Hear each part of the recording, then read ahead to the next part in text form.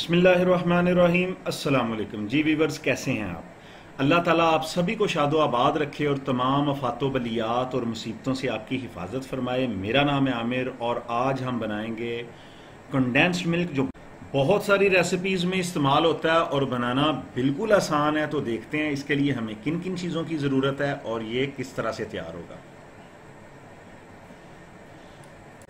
Condensed milk बनाने के लिए हमें चाहिए आधा किलो खालिस दूध। दूध की क्वालिटी जितनी अच्छी होगी कंडेंस्ड मिल्क उतना अच्छा बनेगा। तो मैं ये खुला दूध आधा किलो ले रहा हूँ और इसके लिए हमें चाहिए आधा कप चीनी का। तो देखते हैं इसकी तैयारी किस तरह से होगी। सबसे पहले मीडियम फ्लेम पे दूध को चूल्हे पे चढ़ा देंगे और जब हल्का सा नीम गर्म हो जाएगा तो उसमें वो आधा कप चीनी का शामिल कर देंगे और चीनी डालने के बाद चम्मच की मदद से उसको दूध में अच्छी तरह मिक्स कर देंगे ताकि चीनी जो है वो नीचे लगे ना। और इसमें चम्मच हिला के इसको चीनी को इस तरह इसमें मिक्स कर देंगे। कोशिश करें कि कंडेंस्ड मिल्क को आप कढ़ाई या किसी खुले मुंह वाले बर्तन में बनाएं, उससे ये आसानी से और बहुत अच्छा बन जाएगा।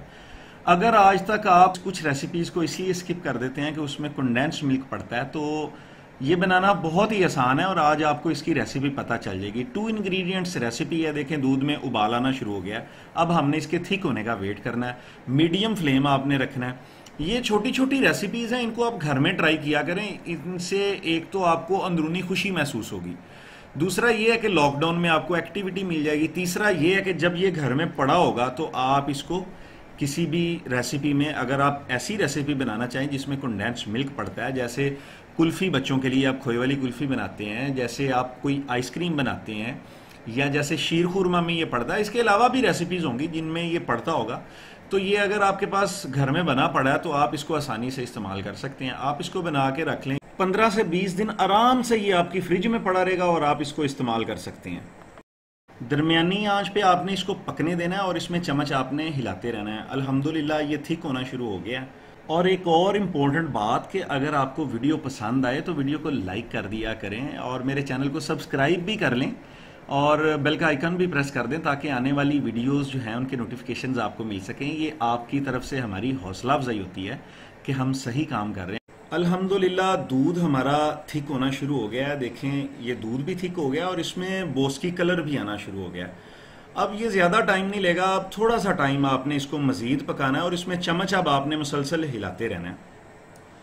ये काफ़ी हद तक उसी तरह ही है जिस तरह आप दूध से खोया बनाते हैं, तो उसी तरह आपने इसमें चम्मच हिलाते रहना ताकि दूध जो है वो नीचे बर्तन के साथ लगे ना। आपने मीडियम आंच पे इसको 17 से 18 मिनट तक पकाना है, इससे ज़्यादा आपने इसको नहीं पकाना। ये देखें अल्हम्दुलिल्लाह कितना सही से गाढ़ा हो गया और इसकी डेंसिटी कितनी अच्छी है। अब आपने इससे ज़्यादा इसको नहीं पकाना। अब इसको चूल्हे से नीचे उतार लेते हैं और किसी बर्तन में डाल के इसको सेव कर लेते हैं। ठंडा होने पे इसको फ्रिज में रख लेते हैं।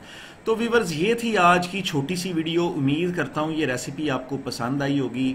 वीडियो आपको पसंद आई हो, इसको लाइक करें, इसको शेयर करें और मेरे चैनल को सब्सक्राइब करें। बहुत जल्द एक नई वीडियो के साथ हाजिर होंगे। तब तक अपना बहुत सारा ख्याल रखिएगा, मुझे दुआओं में याद रखिएगा। अल्लाह हाफिज़।